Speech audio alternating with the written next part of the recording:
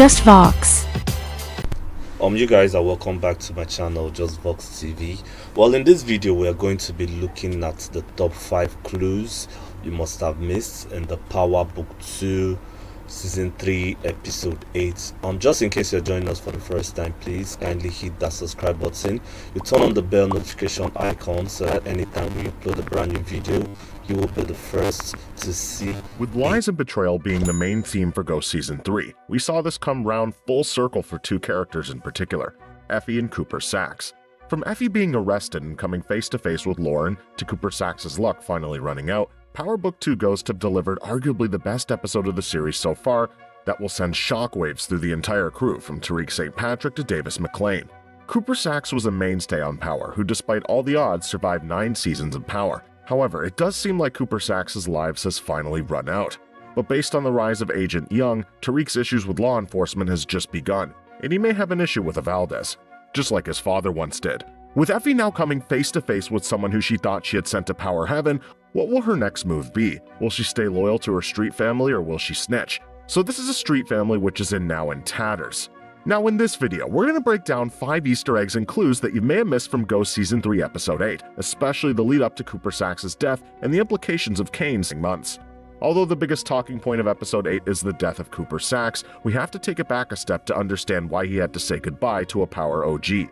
Theo made it known that he would do whatever it took to keep Davis out of prison in Season 2 of Ghost, and even though it seemed Theo wanted nothing to do with Davis, he was sure going to stick by his promise. Cooper Saxe's cover had been blown when Lauren told Tariq that Saxe was working with the feds, and that set the wheels in motion for the demise of Cooper Saxe. Up until then, he relatively stayed under the radar. Now, what blew his cover in Episode 8 was Tariq telling Davis about Saxe being a mole, with Davis following this up with a secret note to Diana telling her to put Saxe on Effie. From then on, time was ticking for Cooper Saxe, as Blanca Rodriguez even warned him, "Are you ready for your cover to be blown?" Once Davis told Theo about Saxe working with the feds, there was no way Theo was letting his brother go down, and the key factor in Theo's decision was that he only had 1 month left to live. He also lost the will to live, and in one of the most painful scenes of Power Book 2 Ghost so far, we saw Theo pull the trigger on Saxe and then turning the gun on himself. A double kill which will change the course for 2 reasons. For Davis, he suffered a major loss, and there's no telling how he'll come back from the loss of his brother. For Tariq St. Patrick, will he ever be reunited with Tasha, Yasmin, and Grandma Estelle? This brings me on to number 2. In an attempt to save himself, he told Tariq that only he knows where Tasha and Yasmin are, and if he were to die, then the information dies with them. Unfortunately, Saxe did die before Tariq could get the location of his mother and sister, but questions do have to be asked around just Cooper Saxe knowing this information. Tamika Washington was the one who reunited Yasmin with Tasha, along with moving them to an unknown location. But if Cooper Saxe was indeed telling the truth, then this just adds another long list of problems for Tariq St. Patrick. With the Tejadas, each one of them were facing issues in their own respective ways. Diana was being pressured by law enforcement, Monet was trying to fend off this Rico, and Drew was battling with yet another heartbreak, and so this is number 3, a brewing war with the Castillo family. After killing someone who he loved in Episode 7, Drew was heartbroken. But what made this worse was Ev coming on TV and opening up to the world about his sexuality, something he was against when he was with Drew.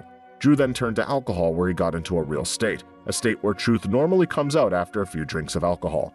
Ironically, he also bumped into Ev and his new boyfriend, so with emotions running high and seeing his former partner with another man, and with him still dealing with the death of his father as well as Gordo, he poured all of his emotions out to Ev. This was caught by a civilian who posted this online, a video which went viral titled, "Whose Mans Is This?" Now this alerted the Castillo family who said they needed to have words with Drew, and so when Ghost returns for Episode 9, expect the Castillos to be a problem for Drew and the Tejadas. The Ponzi scheme is one of the main side plots of Season 3, and this is number 4. As Brayden had to face the reality of what Weston Holdings is, he had to come clean to Tariq St. Patrick about his trust fund being in jeopardy, another issue to add to a long list for Tariq. Now Tariq knew this was one battle he couldn't win on his own, and it's not a battle that you can win by putting a gun in the face of Lucas Weston. You need to approach men who operate on Wall Street with investments and contracts a little differently. For example, just like how RSJ blackmailed Lucas. RSJ made it clear to Lucas Weston to return his investment, Tariq's trust fund and the Tejada money. But where you have to deal with men in suits a little differently compared to those men in the street game, this might just end up with Lucas with a gun in his face. Kane made it known to Brayden in Episode 3 that he still owes him a body, and Kane will definitely be back to collect in Episodes 9 or 10. Not to mention he also saw Lauren Baldwin, someone who Brayden said was dead. This brings us on to number 5, Kane catching a glimpse of Lauren Baldwin. Since the end of Ghost Season 2, Kane, Brayden, Effie, and Tariq believed that Lauren Baldwin was dead, with Tariq being the only one who knew the truth at the halfway point of Season 3. But now that Kane knows the truth, expect chaos to follow as we head into the penultimate episode of Ghost Season 3. So expect Kane to question Brayden Weston, because he did give Brayden a task at the end of Season 2 to kill Lauren, and even though he found out Effie was the one who dealt with Lauren, seeing her alive will have thrown Kane into a state of massive confusion. It also leaves the relationship between Effie and Kane up in the air, because Kane also believed Effie took care of business by dealing with Lauren Baldwin, and so could this end a romance that was just getting off the ground?